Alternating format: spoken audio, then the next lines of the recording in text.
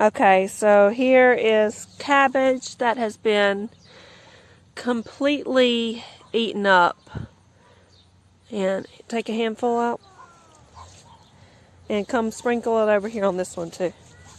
Look at this.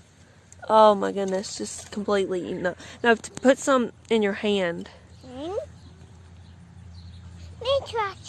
Just sprinkle it.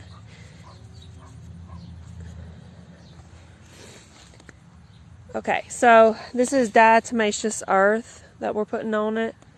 And this will keep the food organic. That way it's not poisonous, you know. So it's only dangerous to the bugs that come and eat it, and it like crystallizes inside of them and kills them. So the only thing you don't want to do is breathe it in, you know, while you're sprinkling it out and about. And you probably want to do this after your garden is wet. That's what I'm doing. And so it's been really hot here and not a lot of rain. Most of this is melon. About half the garden is melon. Then I've got peppers and tomatoes and whatnot. Melon. And I wanted to talk about, I've got so many weeds out here in this garden. But another thing is, people, like I see a lot of gardens that are so pristine, and either the person is keeping it up really, really well, or the soil is really bad, and it's just, you know, it just doesn't grow a lot of stuff. So it's not like, it's a good thing when you see a lot of weeds. That means you have really rich soil, and there's all sorts of plants trying to flourish in it. So our soil is, we have our compost pile, and we use manure and whatnot. And so that was another thing I wanted to talk about. These vegans who think the crop death story is just like a fairy tale, and it's just an accidental death here and there, and it's mostly bugs and mice. It's such a fantasy.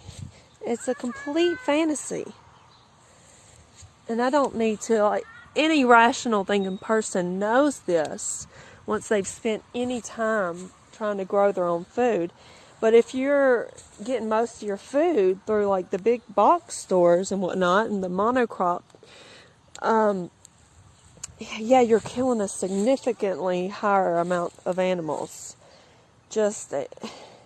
We talked about this before. You know, it's not just the poisoning of the field mice and the bunnies and the whatever, you know, snakes and other bugs and animals that come into the field, or fox here and there. It's the ones that have to actually get hunted. And farmers, they get special licenses to hunt all year round. That way they can take care of any, you know, animals that are around their crops. And this is squirrel, this is deer, this is, thank you. And another thing, so I know that doesn't account to much, because like in the vegan, oh, you got it all over you. It doesn't account too much in the vegan world, because to them, it's like some far off fairy tale where they think, you know, per acre or so, you know, it's like a few bugs. And it's really not. It ends up being, I'd say if it were calculated mathematically, I would say a carnivore is definitely killing less than a vegan who's eating a ton of plants. Definitely. Because the accidental deaths are actually those are the ones where it's the babies that are left in the middle of these fields.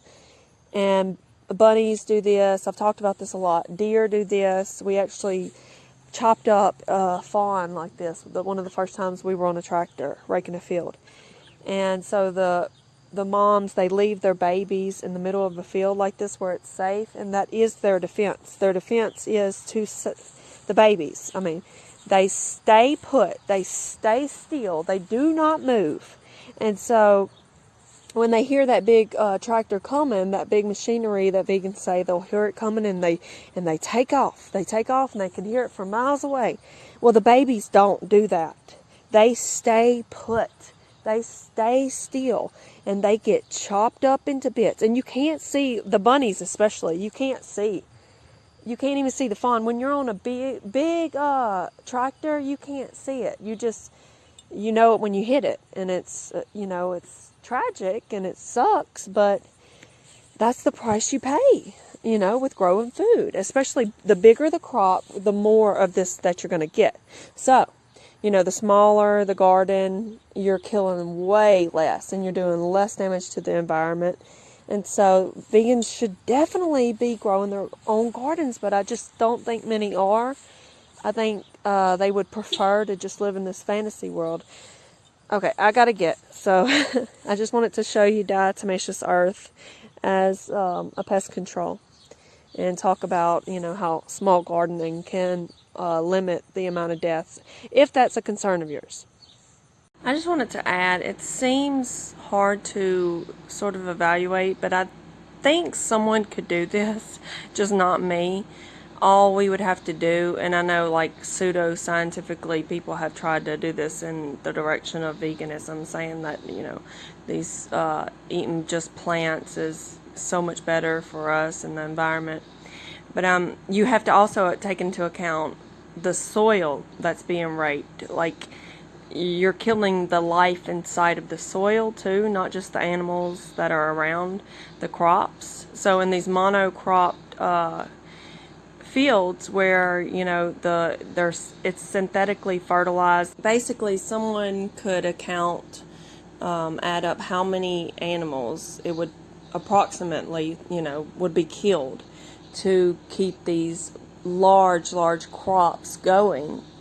And then a vegan could say, okay, how many acres or so worth of plants am I eating every year, and how many animals had to die for that certain amount of space. And I can guarantee you it would be a way larger amount than you could even assume. I'm sure vegans are thinking maybe a handful. I would say several hundred, easily, okay? And so a carnivore can count on one hand usually, especially if they're killing larger animals like a cow, deer.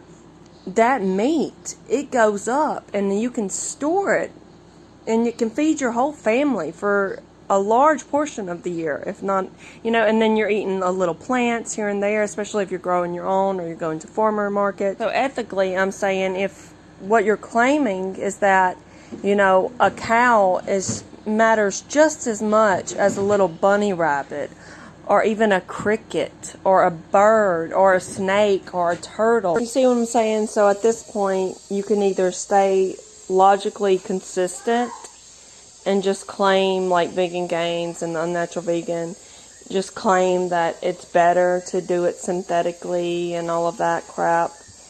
Or you can be realistic and just say that you're more willing to kill a bunch of mice and a bunch of bugs and the few turtles and rabbits and deer and fox here and there.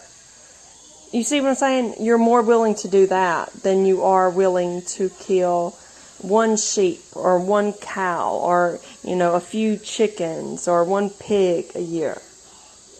And then an actual handful of the other little critters that you think you're actually only killing. So, but instead we have people that are they would rather, it's easier, I guess, to be in denial and to live in this sort of immature state where they pretend they're causing little to no death. And by the way, this is why you will never see Fully Raw Christina or the Unnatural Vegan or Vegan Gains out in a garden talking about this to all of their subscribers. because they would rather like keep up this facade of all you got to do is eat plants and that's that. You're causing little death. When you really learn about all of this stuff and you learn how to grow your own food and you learn about the life cycles, and it's so much more complicated, and there's no way you're getting out of this. If you're eating, you're not getting out of this death thing, okay? So, yeah, you can just be realistic, and you can have a good understanding of about how much damage you're doing in totality of this whole, the wider scheme of things. Or you can live in denial. So, in a nutshell, that's basically what veganism is, except it's more, there's a religious aspect to it that requires that you also malnourish yourself. But you have to believe in the opposite. You have to have a lot of faith that the exact opposite is happening.